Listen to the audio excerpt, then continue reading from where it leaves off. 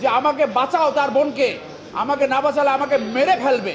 PBI করেছিল, দুইটি তদন্তই প্রভাবিত হয়ে সম্ভবত ঘুষের মাধ্যমে ফাইনাল রিপোর্ট দিয়েছিল।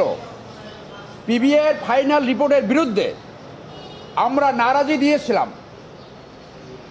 নারী ও শিশু নির্যাতন আদালত আমাদের নারাজি খারিজ করে দিয়ে সেই প্রভাবিত পুলিশ রিপোর্ট গ্রহণ করেছিল।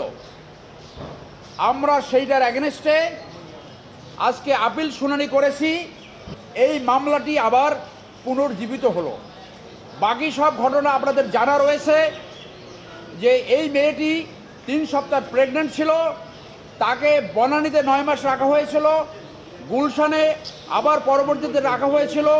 ওই বাসায় শুধু একমাত্র আনবিরি যেত এবং তার পোস্টমর্টেম রিপোর্টে তার বডির উপরে পুরুষের স্পাম পাওয়া গেছে, তার আন্ডার প্যান্ট, গার্মেন্টস এবং ব্রা এইগুলো সব সেরা ছিল।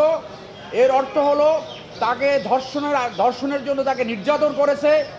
তাকে যে রশির সাথে ঝুলিয়ে রেখেছিল সেইখানে তার পা বাঁকা অবস্থায় খাটের সাথে লাগানো ছিল। অতএব এইটা কোনোভাবেই আত্মহত্যা নয়।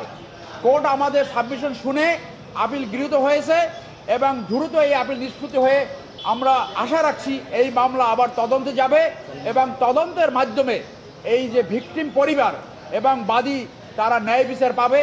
আপনাদের মনে আছে ভিডিওর মাধ্যমে যার সাথে 2 বছর স্বামী স্ত্রীর মতো সংসার করেছে তাকে বলেছিল তুই চোর, তুই চোর।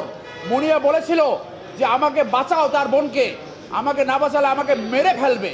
এত বড় নিষ্ঠুর, এত বড় বর্বর, যার সাথে 2 বছর প্রেম করেছে তাকে খুনের আগে আবার পুনরায় ধর্ষণ করেছে। এইটার বিচার যদি না হয় তাহলে আমাদের দেশে ন্যায় বিচার মারাত্মকভাবে বাধাগ্রস্ত হবে।